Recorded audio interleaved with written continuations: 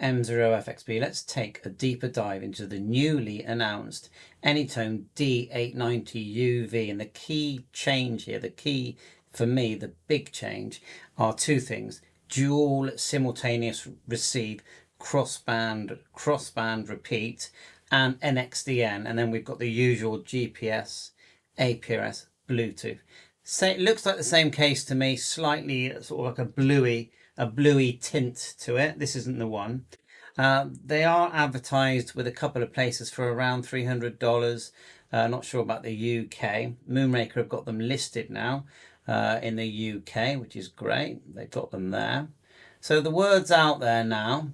And now I found this site here. This is where the CPS is. I've just downloaded it, but you know, it's got APRS, GPS, Bluetooth, it's got everything you can think of that the 878's got, but it's dual receive. And to me, that's a big deal, to listen to two stations at the same time. I can listen to my analog repeater and my hotspot or my digital repeater. And of course, just the functionality of DMR is awesome anyway, because you can do so much with it, can't you? So I'm just going to read a couple of bits here. It says that there's going to be a big change here at the bottom of here. Big changes are coming to dmrsupport.com. Thanks for stopping by. You're catching us at the perfect time. dmrsupport.com is undergoing a major transition and a full relaunch over the next several weeks. You'll start to see updates, new content, and important announcements. So I would say bookmark this site. New leadership direction is taking shape, and so on and so on. So excellent. That's what we like. A lot of passion. It says here, welcoming the new Anytone. Let's see if I can move this out of the way, this little one here, just so you can read what I'm reading. The new Anytone D890UV, which I think is going to be the best-selling DMR radio of all time. I do like the little D168 they're showing there on the left as well, joining the premium range. And then 168, 878 and 578, which I've still got. And the good thing about the 578 is it is dual receive. It is dual receive. So I clicked here and we managed to get the firmware. Now we can't load firmware because we haven't got the radio, but we can take a look at the CPS. So here we are. We're just going to double click. Oh, just to let you know, there is an instruction manual here as well, and I just zipped down through it, and I did see one image that I really liked. But yeah, obviously it's packed, yeah, but I've just gone past the one I liked. But the one I liked was this. We get to see the screen. Let's have a quick look at the icons. A lot of them we've already got. So we've got the signal, the digi monitor. It's all labeled anyway. GPS in green. Bluetooth, Bluetooth PTT, and Vox. Record, no roaming, sorry, my mistake. Inbox for messages, battery, signal bar, TX power. And it's the same, but the difference is that you can receive on both bands, and time slot 1, 2 color codes is all shown there. If you upload your CSV file, of course you're going to be getting all the contacts on screen. Anyway, back to the CPS and to the stations that was said. Looking forward to the CPS. Well, here it comes. Shame I can't look at firmware, but well, we can click the file and just see what's in there. Let's have a look. So we're going to double click. I will do the CPS first, which is there, 890UV version 1.01. Run and run. Remember, I haven't got a radio, so I'm hoping that there's enough there to look at. I want to click OK and next. And you can bet that RT systems are gonna do this as they're gonna make software for this. I know that's very popular, but DMR, there's learning. There's no easy. There's easy to get a code plug off your friend and then add your details. So yeah, to me, I'm not seeing anything different that I would normally see at the moment. I'm just bringing it down to a smaller size here on my Anytone 878. Make sure I'm not blocking everything. So let's move some of this down. Which is good news, because we want it to be similar, don't we? So that we don't have to relearn everything. And I'm seeing a very similar software. And it's good software. It's quite hard learning software. It always is. But let's just look at some of the obvious, and then we'll just double click the firmware file. And the links will be in the description. So there's nothing in this at all at the moment. If we just go to channels and go to put a channel in here, as if I'm going to put in my hotspot. So I would just put in hotspot. And of course you can upload this in big sections, can't you? You can import your channels, your memory channels, your CSV, your contacts, and you know, all kinds of stuff, can't you? 431.550 is my hotspot.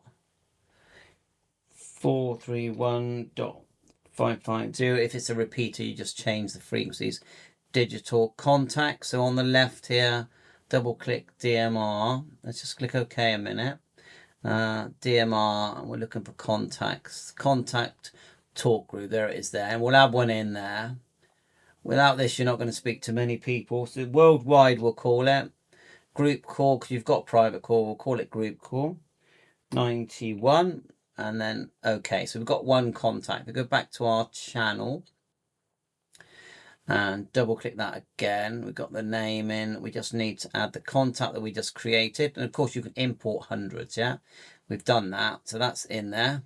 It will, when we transmit, we need our DMR ID, which we're putting in a second just here. So let's okay that again. Radio ID, we're gonna go 2341437. You do need to have a ham license and register. I'm going to put my call sign in here, but it's not actually the important thing. The important thing is the number. You've got to imagine that DMR is like, I'm going to put it in here as well, just to make sure. DMR 23414 is like a phone. It's like a phone, yeah? Master ID name M0FXB. I'm just going to put that just in case. I feel like radio ID is all we actually need. So back to channel. DMR is like a phone, and it's all these. You've got your DMR number, their DMR number, the DMR number of the talk group, and then it's all run by a server. So imagine a giant computer doing all the linking, all the talk groups, linking everyone together. That's what DMR basically is. And the reason it's so clever with the time slot, with the slots 1 and 2, because effectively you're cutting the channel in half, making double the use of the channel, which is why DMR is so clever and was created for as a business, not as a hobby. We just happen to tap into it for fun. So you create a channel, then go to zones, and so we'll call the first one my hotspots. And we can add that channel that we just created into it. So imagine it's like a bucket of channels, and this first line here is every channel that you've ever created will be in the first line. So click OK. We've created a hotspot on a zone already, and look at this one down here. We've got a dedicated, this is new, dedicated airband. So let's put one in. So frequency, it's 133.850, and I'll call it Bristol. And click OK. So we've got a separate section there just for airband, which I really like. What else are we looking for? Some more AM zone. So what's that? Separate zones, is it?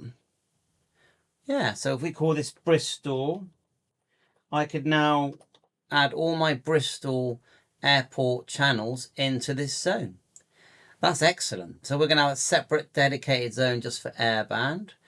I'm looking for new things here. Scan list. I never use scan list. Why is that?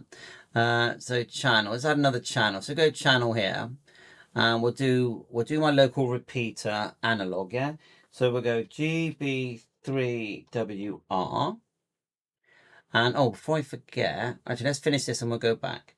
So I'm a bit all over the place. 145.600, and then 145.000.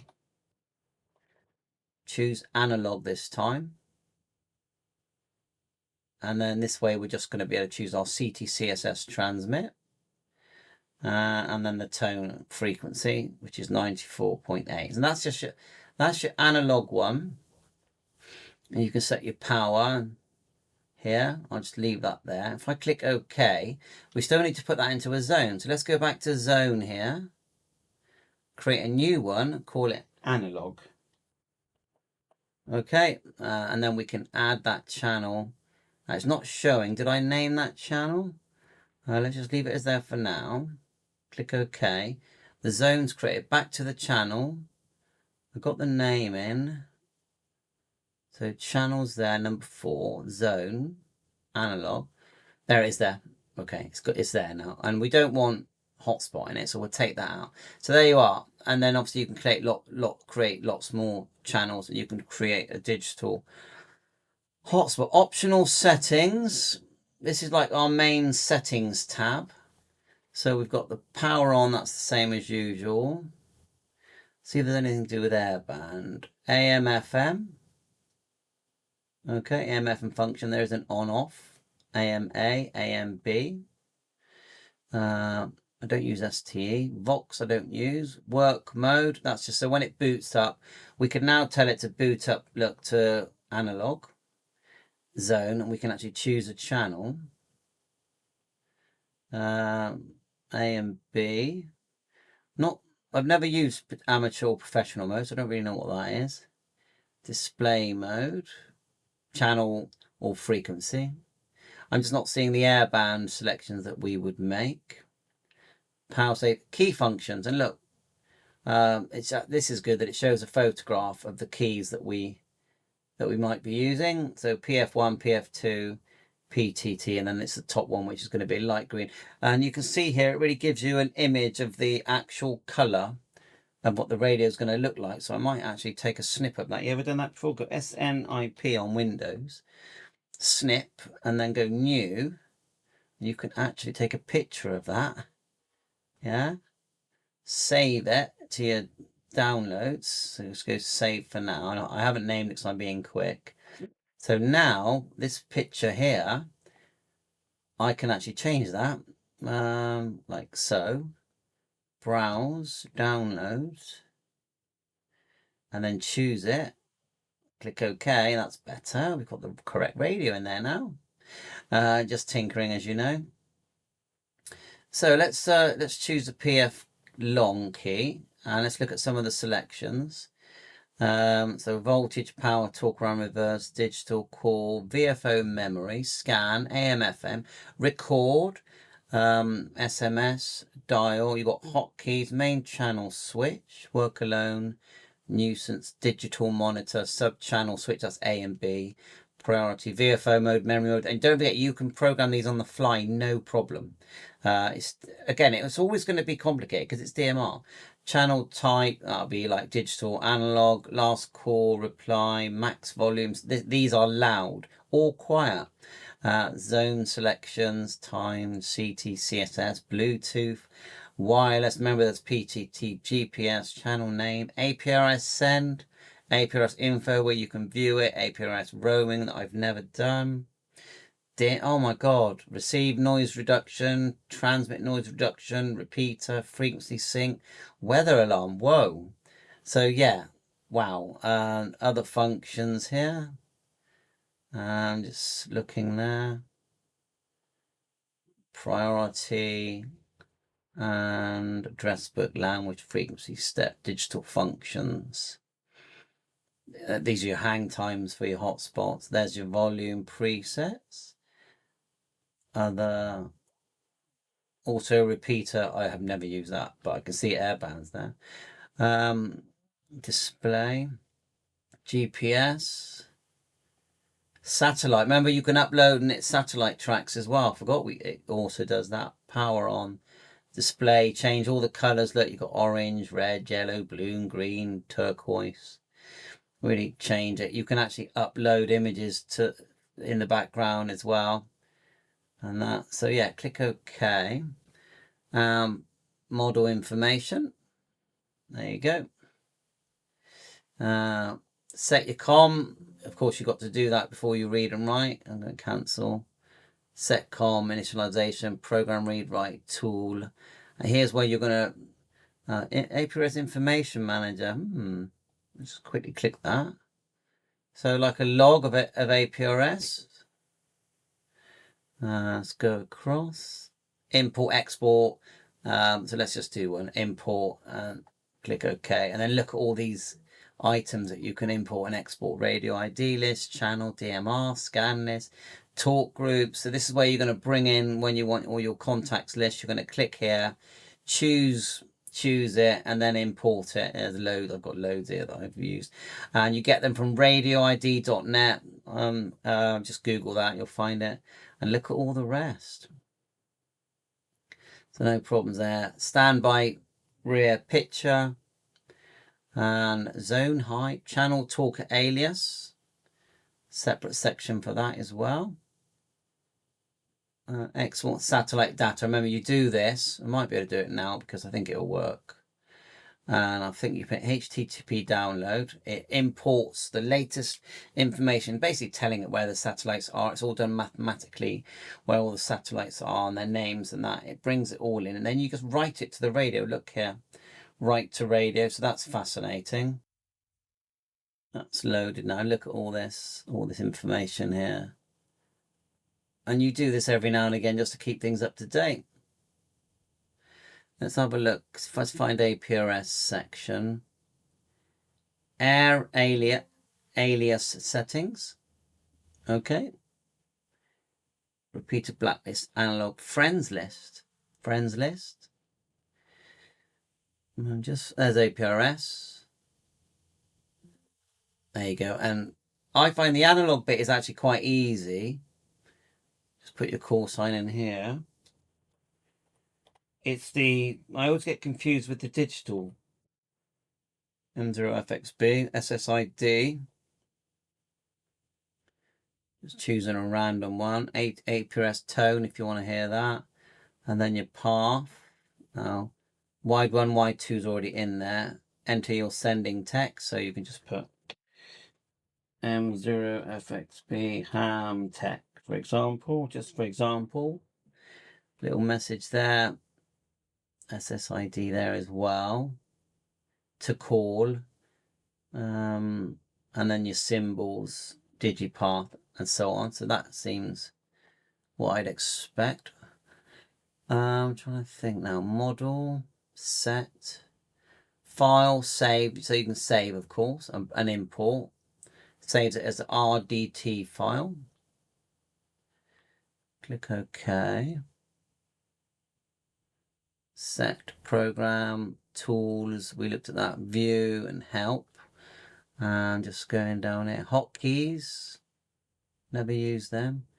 Local information. Communication port. So would that be if you're connected via USB-C? It's a USB-C chargeable and programmable radio. Optional device information. Auto repeater offset. Okay, yeah, that makes sense. So when you add a repeater, instead of having to add the minus and the plus, you can actually just tell it to automatically do it. FM presets. I mean, that's broadcast radio.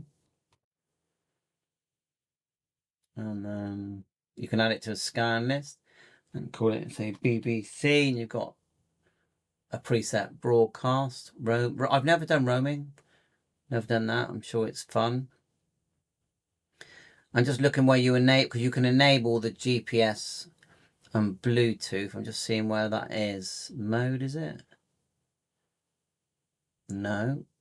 There's a mode. I've done it, but I just can't. I'm just trying to remember where it is, where you have to just quickly tell it to use APRS and GPS and Bluetooth. You have to just tick it. It's like a little box, but I can't see it there at the moment. So I think that's enough. But yeah, like I said, you know, you've got a couple of sites advertising that these are available. We've got this page, all in the description. Here's the 12-volt one, and advertising that it's going to be available in January. MOONRAKER, are they given any date? So there's actually that looks like a euro sign, but 237, but you've got to add VAT. I think UK they're going to be about 270. That's it really. Thanks very much for watching my channel. Always learning all the time. 7-3.